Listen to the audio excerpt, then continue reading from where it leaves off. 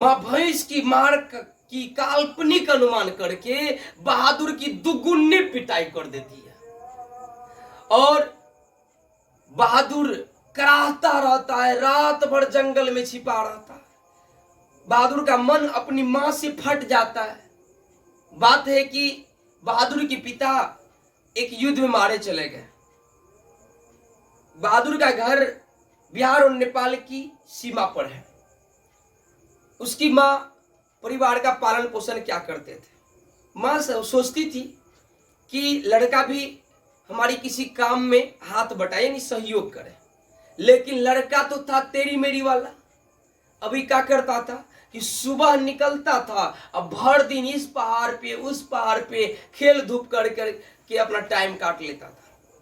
वृक्षों पे चढ़ जाता था, वहां पे चिड़ियों की घोंसला में हाथ डाल करके उनकी बच्चों को पकड़ लेता था और उनके साथ खेलने में टाइम इन्वेस्ट कर देता था। या बड़े बड़े वृक्षों पे चढ़ जाता था, उनकी फलों को तोड़ तोड़ करके खा के पेट भर लेता था, पेट भर लेता था। कभी कभार वह भैंस चराने के लिए जाता था, जिसके वजह से होता था क्या कि उसकी जो घूमना फिरना बंद हो जाता था। भैंस को चराने की वजह से उनकी घूमना फिरना बंद हो जाता था। तो उन्होंने एक दिन गुस्सा में क्या किया, भैंस की खूब पिटाई कर दी। भैंस की खूब पिटाई कर दी। अब भैंस भी ऐसा कि वो अपने मालकिन के पास भागे भागे चले आती है। बहादुर की मां जैसे भैंसिया को देखती है, उनकी माथा ठनक जाती है कि जरूर लौंडे ने इस भैंस को मारा होगा। ये बहादुर की मां के दिमाग में आ जाता है ये बात। तब वह क्या करती है, एक लाठी लेती है और भैंस की मार का काल्पनिक अनुमान लगा करके लौंडा का पूरा दुगुना पिटाई कर देता।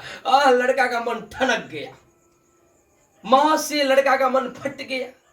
रात भर जंगल में कराहता रह जाता है और जब सवेरे होने को आता है तो वह किसी तरह चोरी चुपके अपने घर में घुस जाता है। और माँ जो उनकी हंडिया में पहले लोग क्या करते थे, आज ना क्या सूटकेस रहता है, गोदरेज रहता है, ट्रंक रहता है, पहले माँ सब क्या करती थी, हंडिये सब में रख देती थी पैसा कौड़ी से।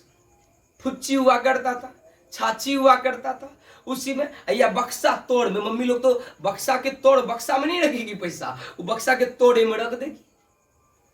बहादुर चोरी चुपके जाता है घर और मां की रखी हुई पैसों, यानी घी की हंडियों में मां ने पैसा रखी थी, उनमें से बहादुर क्या करता है कि 2 रुपया चुरा लेता है और वहां से अपने घर को छोड़ करके फरार हो जाता है।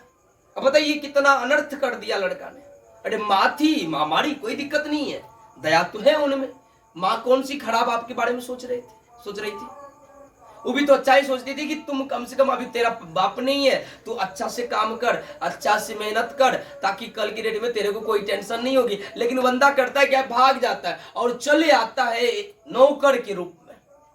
देखिए जो लड़का वहां पे थोड़ा सा काम नहीं करता था, यदि कभी भैंस चराने गया तो भैंसी की पिटाई कर दी। बताइए, वो बंदा जाता है अमरकांत लेखक साहब के यहाँ और वहां पे क्या करता है कि उसकी घर की सफाई करता है, दरवाजा में उसकी कमरा में पोछा लगाता है, अंगीठी जलाता है, यानी उसके बाद चाय बनाता है, सबों को पिलाता है, दोपहर में बर्तन साफ करता है, कपड़ा साफ करता है, किशोरबा का साइकिल साफ कर देता है, जूता पॉलिश कर देता है, A to Z काम करता है। और लेखक की पत्नी निर्मला की तबीयत खराब रहती है तो इनको अपनी मां से भी ज्यादा चिंता रहता है कि भाई थोड़ा सा काम करती है निर्मला, दौड़ के आ जाता है, भालू की तरह दौड़ के आता है, माताजी काम मत कर, तबीयत खराब हो और तबीयत बिगड़ जाएगी। बताइए यदि ये बात अपने मम्मी के लिए कहता ही तो ऐसी परिस्थिति तो जीवन में इनको नहीं आता।